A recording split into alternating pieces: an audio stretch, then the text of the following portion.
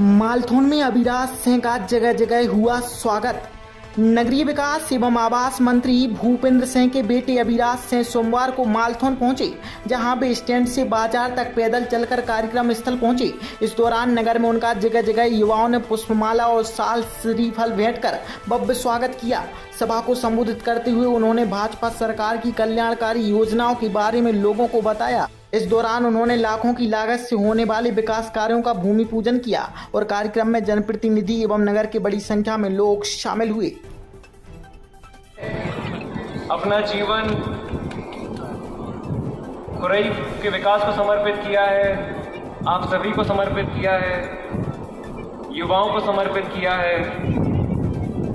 और देखिए, मेरा ये मानना रहा है कि हर व्यक्ति को अपने जीवन में दूसरों की सहायता करनी चाहिए, मदद करनी चाहिए, क्योंकि जीतते वही हैं जो दूसरों के लिए जीते हैं। ये हमेशा याद रखिए।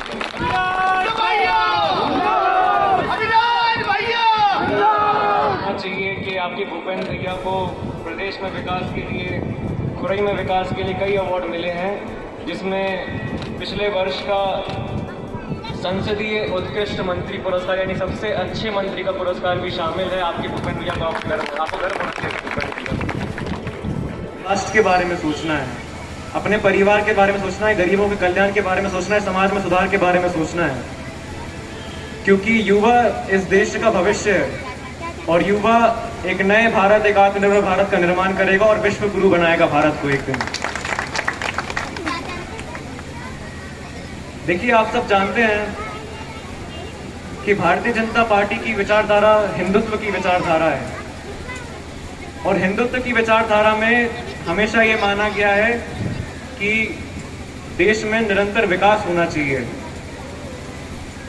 और जब भारतीय जनता पार्टी जीतती है, भूपेंद्र भैया जीतते हैं, तो देश जीतता है, विकासवादी राजनीति जीतती है। ये हमेशा याद रखिएगा कि 2013 से आज की तारीख तक 396 करोड़ के विकास कार्य अकेले मालथौन में हो सके। आप लोगों को गर्व होना चाहिए। भैया ने बस हमेशा विकास की विचारधारा नहीं रखी है, पर आधुनिक विकास की विचारधारा रखी है। उनसे किसी ग्रामवासी ने स्कूल मांगा तो उन्होंने स्कूल बनवाया, पर कंप्यूटर लैब वाला बनवाया। उनसे किसान ने अपने खेत के लिए जल मांगा तो बीना नदी परियोजना जैसी बड़ी परियोजनाएं लेके आए। किसी क्षेत्रवासी ने सोचा भी नहीं था कि खुरई में, मालथौन में पार्क बनेंगे, पर पार्क बनवाया तो ऐसा बनवाया कि प्रदेश में कहीं और ऐसा पार्क नहीं होगा। किसी ग्राम में कोई घर है और उस घर तक सड़क नहीं है, अगर उस घर के निवासी ने बोला होगा कि आप बस कच्ची सड़क बनवा दो हमारे घर तक, तो उन्होंने सीसी रोड बनवाया होगा, कभी कोई कमी नहीं छोड़ी होगी। उन्होंने हमेशा क्षेत्र के संपूर्ण विकास के लिए, हर गरीब के कल्याण के लिए आधुनिक विचारधारा की सोच रखी है। हम सबको गर्व होना चाहिए हमारे माननीय मुख्यमंत्री जी पर भी कि जो राज्य 2003 में बीमारू राज्य कहलाता था, उस राज्य को आज वह समृद्ध राज्य बनाने के रास्ते पर हैं और कार्य कर रहे हैं।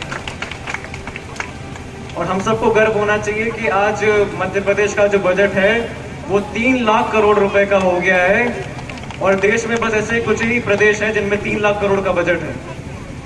हमें गर्व होना चाहिए माननीय प्रधानमंत्री जी पर, जिन्होंने 2014 में प्रधानमंत्री बनने के बाद 40 करोड़ भारतीयों को गरीबी रेखा के बाहर निकाला है। हमें गर्व होना चाहिए माननीय प्रधानमंत्री जी पर।